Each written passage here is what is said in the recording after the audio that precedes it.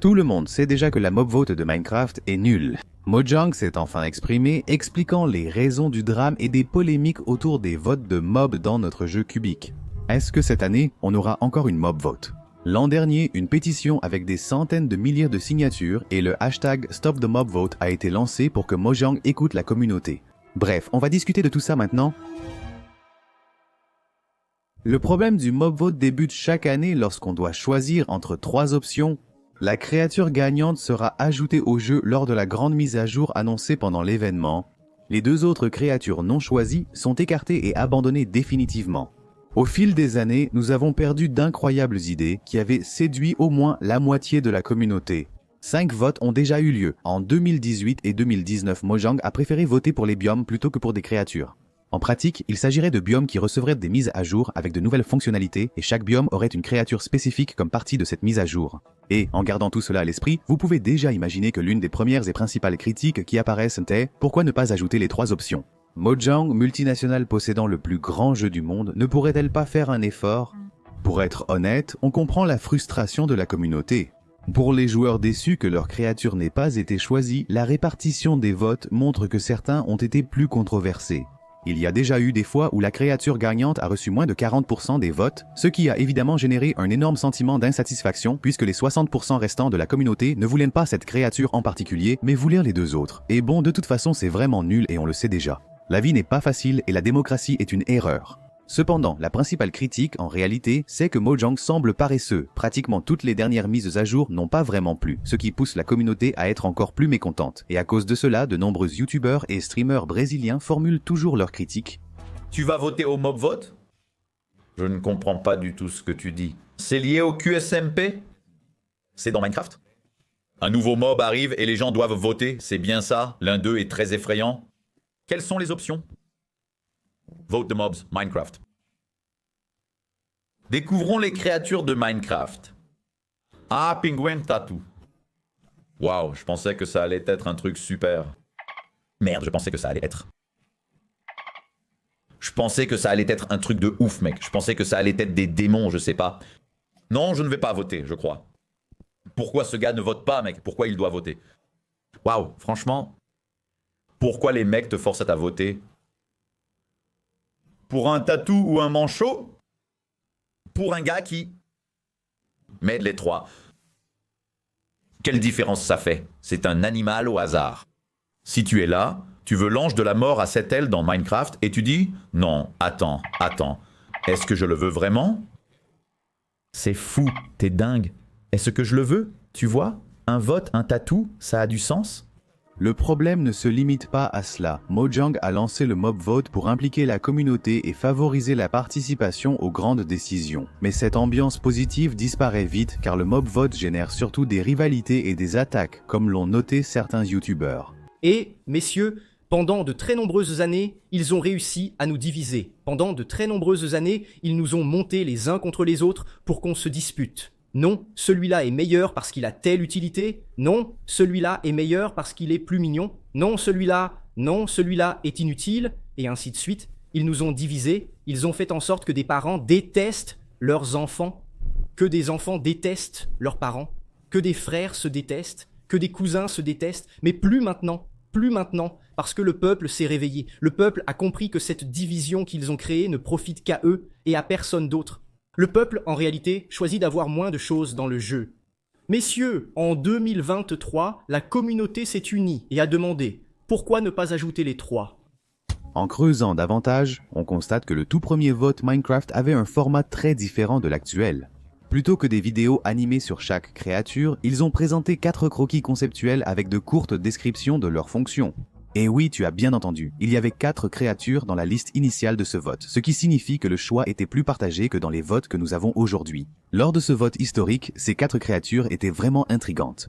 D'abord, le barnacle est une créature marine ressemblant à un calmar qui attire les joueurs sous l'eau avec ses longs tentacules. Ensuite est venu le fantôme, grand gagnant décrit comme créature des dangers nocturnes. Le fantôme a été conçu pour attaquer les joueurs qui n'avaient pas dormi pendant 3 jours ou plus. L'autre participant, le grand fin, est une bête colossale évoquant un dinosaure, similaire au renifleur. Il pouvait se cacher et avaler créatures et objets grâce à sa grande bouche.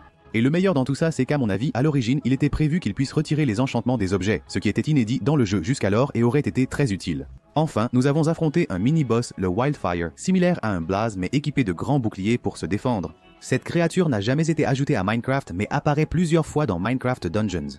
Les votes pour les créatures ont été serrés avec 3 tours au total. À chaque fois, le fantôme a gagné de justesse avec un écart de 1, 2 et 4%.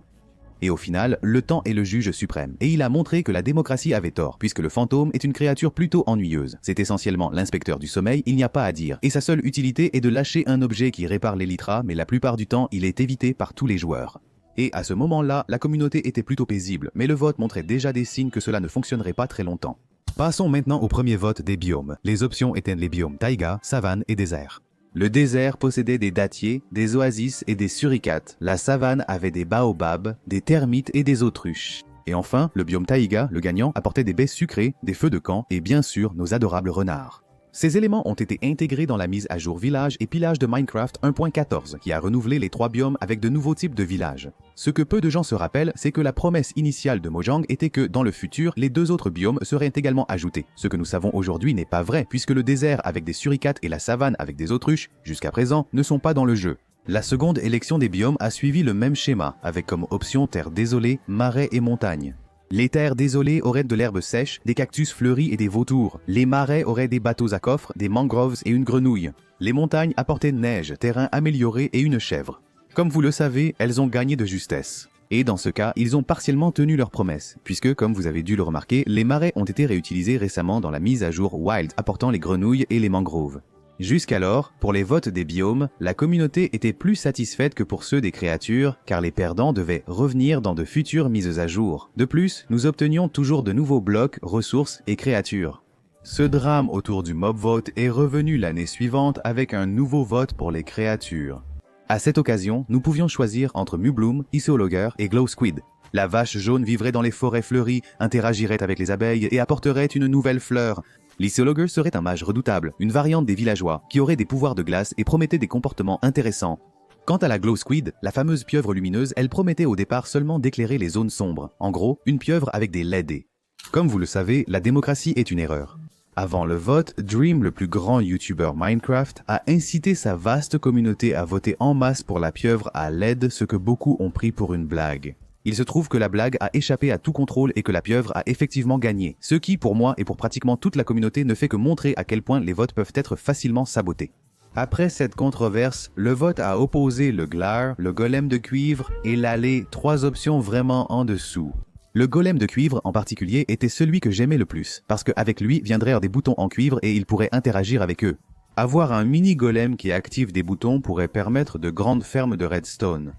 Allait à gagner car il est mignon, vole et les gens pensaient qu'il serait un entonnoir ambulant. Oui, la communauté pensait qu'il servirait au transport d'objets, mais aujourd'hui nous savons qu'il ne peut transporter qu'un objet à la fois, donc il est totalement inutile. Ce vote a été critiqué car aucune créature n'a vraiment suscité d'intérêt. Contrairement aux fois précédentes où les gens regrettaient que leur créature ne soit pas choisie, cette fois l'indifférence dominait. Un vote oubliable, avec une déception comme gagnant. Ensuite, le Sniffer, le golem de mousse et le filou ont été proposés. Le filou, créature souterraine, jouait à cache-cache et offrait des récompenses si on le trouvait 3 fois.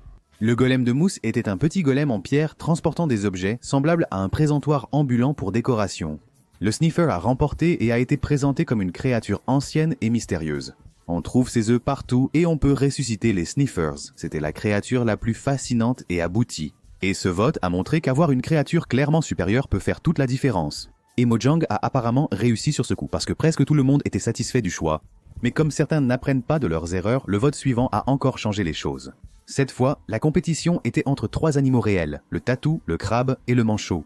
Aujourd'hui, nous savons que le tatou a gagné parce qu'il apportait des armures pour les loups. Quant au manchot, il était pratiquement sans importance puisqu'il ne faisait qu'accélérer les bateaux. Dans les mangroves, le crabe avait un butin utile. Sa pince permettant aux joueurs de construire et casser des blocs à distance comme un bras mécanique. Ceux qui utilisent donc des mods savent à quel point c'est utile pour la construction et le joueur contre joueur selon la distance. La communauté était très divisée lors du vote.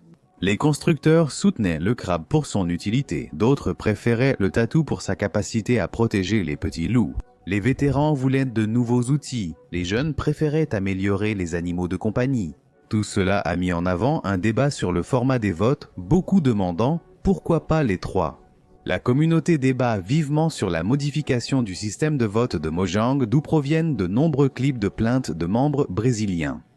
À propos, les gars, ce truc du vote de mobs, j'ai vu un extrait de Selbo disant qu'il fallait ajouter les 3 et je me suis arrêté pour réfléchir pendant 4 secondes. Pourquoi il n'ajoute pas les 3 ?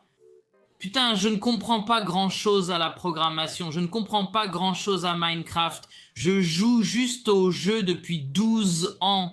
Minecraft sort une mise à jour par an, une grosse mise à jour par an. Les gars ont 12 mois pour faire les mobs. Si c'était un mob complexe, qui allait complètement changer toute l'architecture du jeu et ajouter de nouveaux éléments et systèmes, un truc super complexe, je comprendrais. Mais là, genre, un crabe qui va se balader aléatoirement sur le sable et qui augmente la distance à laquelle tu peux poser des blocs. Le tatou, qui est un petit bouclier, une armure pour le loup, tu vois. Le manchot nage seulement. Pourquoi ne pas inclure les 3 ? À mon avis, je pense que c'est... Je sais pas. Moi et mes amis qui jouent à Minecraft, quand on en discute, même avec Mike, je pense que c'est une mauvaise gestion de l'équipe de Mojang, mec. Des développeurs de Mojang ont brièvement répondu à cela sur Twitter, mais leurs tweets ont vite été supprimés. Si je me souviens bien, un développeur disait que l'ajout de contenu dans Minecraft était très bureaucratique, rendant l'approbation d'idées compliquées. Mais Mojang a publié une réponse officielle en juin. Choisissez parmi eux, et ils disent qu'ils ne veulent pas. Ils veulent les 3 car ils ne veulent pas perdre les possibilités. Et je pense que le problème, c'est qu'on a l'impression d'avoir déjà les 3 prêts à l'emploi. Ils ont déjà été conçus, déjà codés, ce sont déjà des ressources entièrement raffinées. Nous attendons de choisir l'un d'eux avant de jeter les 2 autres. Ajouter quoi que ce soit à un jeu est super complexe. Elle doit s'intégrer à l'écosystème, elle doit s'intégrer dans tout le système, elle doit rendre le gameplay intéressant d'une certaine manière, n'est-ce pas? Nous devons atteindre un certain niveau de qualité dans toutes les différentes façons de jouer, que ce soit sur console, tactile, PC, Bedrock ou Java. Donc, c'est beaucoup de processus et de travail. Nous sommes passionnés, nous aimons aussi ce jeu et nous faisons partie de la communauté. Nous savons ce que c'est et nous ne faisons rien juste pour gâcher la journée des gens ou les rendre anxieux. Nous essayons de faire le meilleur jeu possible selon nous pour qu'il corresponde à la vision que nous avons.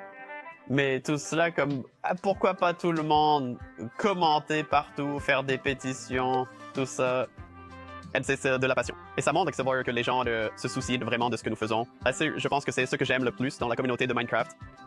C'est seulement parce qu'elles aiment jouer.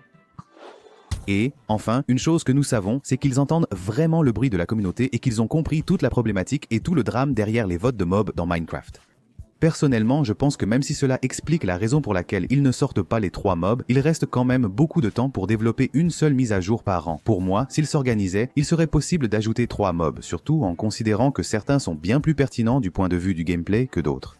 Même si Mojang est rigoureuse et qu'il y a beaucoup de bureaucratie, on parle du plus grand jeu du monde. Franchement, j'ai du mal à l'accepter. Ces gars-là sont multimillionnaires. Ce sont une énorme entreprise, alors qu'une seule personne dans sa chambre en train de manger des Cheetos arrive à faire un mode pour le jeu tout aussi bien. Comme le mode Hater qui a toujours été dans le cœur des joueurs et qui a certainement été réalisé par une équipe bien plus petite que celle de Mojang. Dans le cas de l'armure pour les loups, par exemple, quand elle est arrivée dans les snapshots, elle absorbait moins de 30% des dégâts, ce qui faisait que les loups continuaient à être éliminés par les creepers, par exemple.